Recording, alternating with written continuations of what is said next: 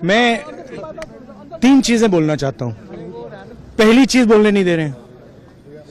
मोदी जी घबराए हुए हैं। आपने देखा जो ट्रेड डील 4 महीने से रुकी हुई थी 4 महीने से कुछ बदला नहीं। किसी ना किसी कारण, जो मैं जानता हूं नरेंद्र मोदी जानते हैं। नरेंद्र मोदी जी ने कल शाम उस डील को साइन कर दिया।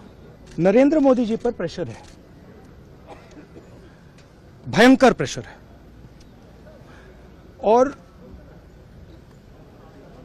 नरेंद्र मोदी जी का जो इमेज का गुब्बारा है,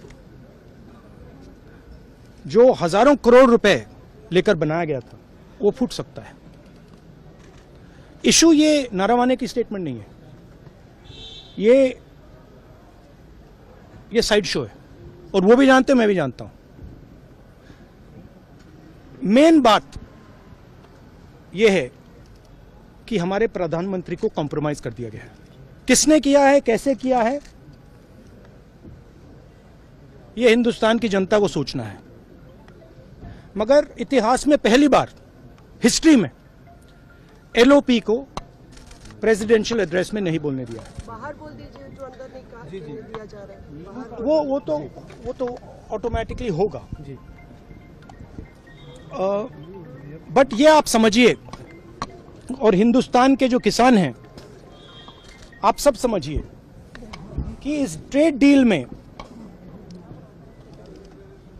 आपकी मेहनत को, आपके खून पसीने को नरेंद्र मोदी जी ने बेच दिया है।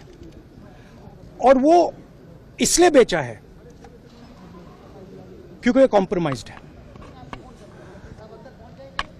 सिर्फ आपको नहीं बेचा है, देश को बेचा है।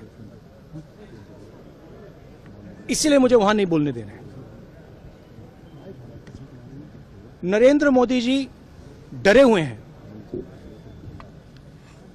क्योंकि जिन लोगों ने उनकी इमेज बनाई है, वो अब उस इमेज को फोड़ने लगे हैं। एक अदानी जी पर केस है यूनाइटेड स्टेट्स में।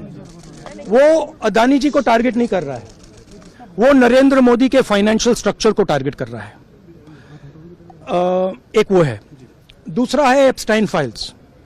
एप्स्टाइन फाइल्स में अभी और माल है, वो अभी रिलीज नहीं हुआ है। इसीलिए इस दबाव में आकर एप्स्टाइन फाइल्स में जो है, जो पूरा देश जानना चाहता है, मगर अभी अमेरिका ने रिलीज नहीं किया है। और दूसरा जो अदानी जी पर केस है, जो एक्चुअली मोदी जी पर केस है, क्योंकि वो बीजेपी का फाइनेंशियल स्ट्रक्चर है, मोदी जी का फाइनेंशियल स्ट्रक्चर है। तो ये 2 प्रेशर पॉइंट्स हैं। और आप ये बात समझ लो, देश ये समझ ले कि प्रधानमंत्री कॉम्प्रोमाइज्ड है।